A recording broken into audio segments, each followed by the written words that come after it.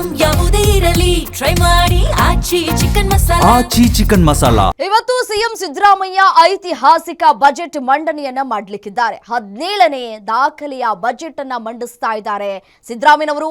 4.50 ಲಕ್ಷ ಕೋಟಿ ರೂಪಾಯಿ ಗಾತ್ರದ ಬಜೆಟ್ ಅನ್ನ ಮಂಡನೆ ಮಾಡಲಿಕ್ಕಿದ್ದಾರೆ. ಬೆಳಗ್ಗೆ 10 ಗಂಟೆ 15 ನಿಮಿಷಕ್ಕೆ ಶುಭ ಲಗ್ನದಲ್ಲಿ ಸಿದ್ದರಾಮಯ್ಯ ಬಜೆಟ್ ಮಂಡನೆ ಮಾಡಲಿಕ್ಕಿದ್ದಾರೆ. ಸಿದ್ದು ಬಜೆಟ್ ನಲ್ಲಿ ಹೊಸ ಯೋಜನೆ ಜಾರಿಯಾಗೋದು ಫಿಕ್ಸಾ? ಜನರ ಆರ್ಥಿಕ ಹೊರೆ ಇಳಿಸ್ತಾರಾ ಅಥವಾ ಮತ್ತಷ್ಟು ಸಾಲವನ್ನ ಹೊರಿಸ್ತಾರಾ? ಮಹಿಳೆಯರಿಗೆ ವರ್ಷಕ್ಕೆ 2 ಸೀರೆ ಅನೌನ್ಸ್ ಮಾಡ್ತಾರಾ ಸಿದ್ದರಾಮಯ್ಯನವರು? ಶಿಕ್ಷಣ, ಉದ್ಯೋಗ, ಆರೋಗ್ಯ, ಕೃಷಿಗೆ ಆದ್ಯತೆಯನ್ನ ನೀಡ್ತಾರಾ ಸಿದ್ದರಾಮಯ್ಯನವರು? ಸಿಎಂ ಸಿದ್ದರಾಮಯ್ಯ ರೆಕಾರ್ಡ್ ಬಜೆಟ್ನತ್ತ ಇದೀಗ ಜನರ ಚಿತ್ತ ನೆಟ್ಟಿದೆ. ಇವತ್ತು ಎಲ್ಲರ ಚಿತ್ತ ಕರ್ನಾಟಕ ಬಜೆಟ್ ಮೇಲೆ ನೆಟ್ಟಿದೆ. ಮುಖ್ಯಮಂತ್ರಿ ಸಿದ್ದರಾಮಯ್ಯನವರು ಇವತ್ತು 2026-27ನೇ ಸಾಲಿನ ದಾಖಲೆಯ ಬಜೆಟ್ ಅನ್ನ ಮಂಡಿಸಲಿಕ್ಕಿದ್ದಾರೆ. ಇದು ಅವರ 17ನೇ ಬಜೆಟ್ ಕೂಡ ಹೌದು.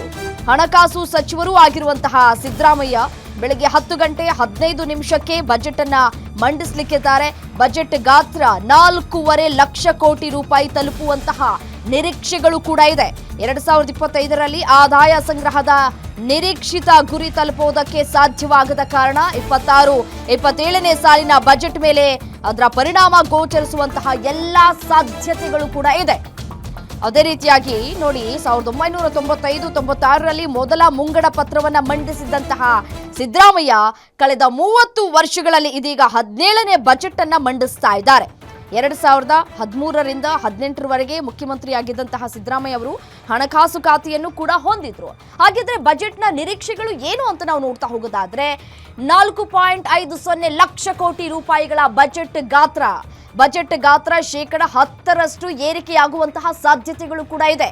ಅದೇ ರೀತಿಯಾಗಿ ಪ್ರತಿ ಮಹಿಳೆಗೆ ಗೃಹಲಕ್ಷ್ಮಿ ಯೋಜನೆಯ ಜೊತೆಗೆ ಸೀರೆ ಭಾಗ್ಯವನ್ನ ನೀಡಬೇಕು ಅಂತ ಹೇಳಿ ಪ್ಲಾನ್ಗಳು ಕೂಡ ಆಗಿದೆ. ಪ್ರತಿ ಮಹಿಳೆ ವರ್ಷಕ್ಕೆ 2 ಸೀರೆಯನ್ನ ನೀಡಬೇಕು ಪ್ರತಿ ಮಹಿಳೆಗೆ ಅನ್ನುವಂತಹ ಯೋಜನೆಯನ್ನ ಕೂಡ ರೂಪಿಸ್ತಾ ಇದ್ದಾರೆ.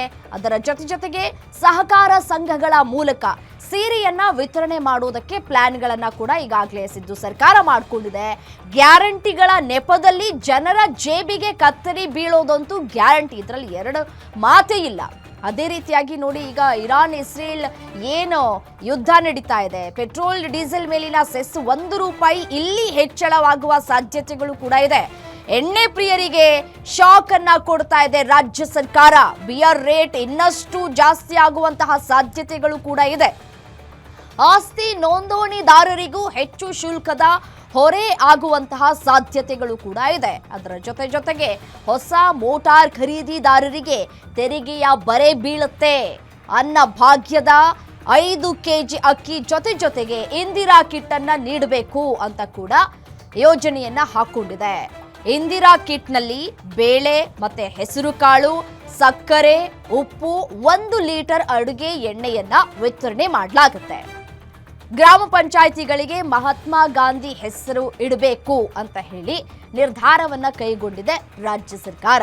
ವಸತಿ ಯೋಜನೆಯಲ್ಲಿ ಹೆಚ್ಚುವರಿ ಮನೆ ವಿತರಣೆಯನ್ನ ಮಾಡುವ ಪ್ಲಾನ್ಗಳನ್ನ ಕೂಡ ಹಾಕೊಂಡಿದೆ.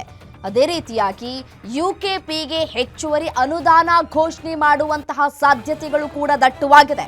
10ರಿಂದ 15 ಸಾವಿರ ಕೋಟಿ ಯುಕೆಪಿಗೆ ಮೀಸಲು ಇಡಬೇಕು ಅನ್ನುವಂತಹ ಚಿಂತನೆಯಲ್ಲಿ ಇದೆ.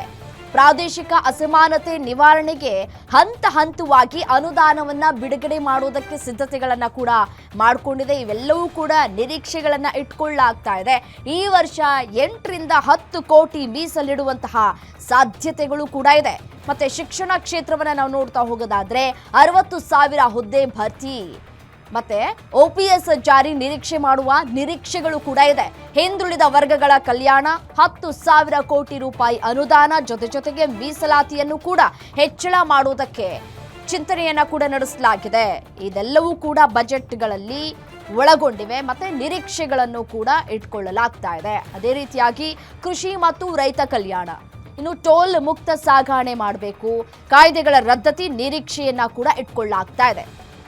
ಅದೇ ರೀತಿಯಾಗಿ ಅತಿಥಿ ಶಿಕ್ಷಕರು, ಉಪನ್ಯಾಸಕರು, ಬಿಸಿಯೂಟ ಸಿಬ್ಬಂದಿಗೆ ಗೌರವ ಧನ ಹೆಚ್ಚಳ ಮಾಡುವ ಪ್ಲಾನ್ಗಳನ್ನ ಕೂಡ ಹಾಕೊಂಡಿದೆ.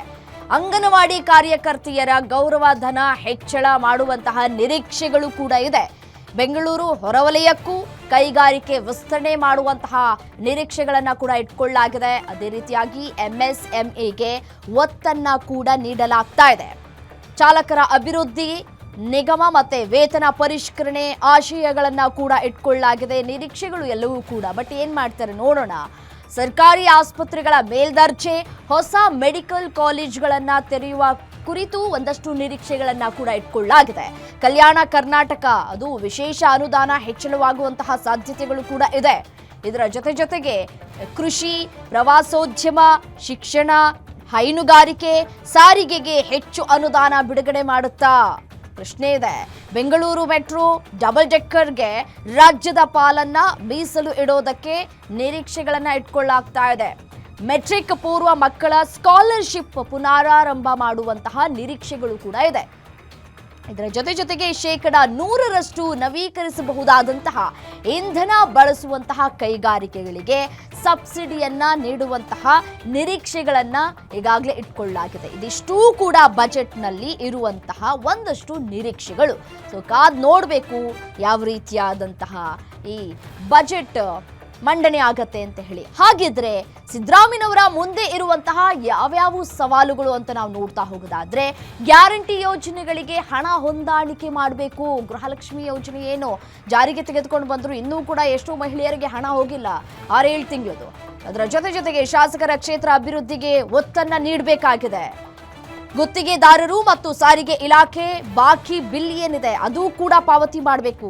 ಇದೆಲ್ಲವೂ ಕೂಡ ಸವಾಲಾಗಿ ಪರಿಣಮಿಸ್ತಾ ಇದೆ. ಹಣಕಾಸು ಕೊರತೆಯ ನಡುವೆ ಇಲಾಖಾವಾರು ಹಣ ಹಂಚಿಕೆ ಕೂಡ ಆಗಬೇಕಾಗಿದೆ.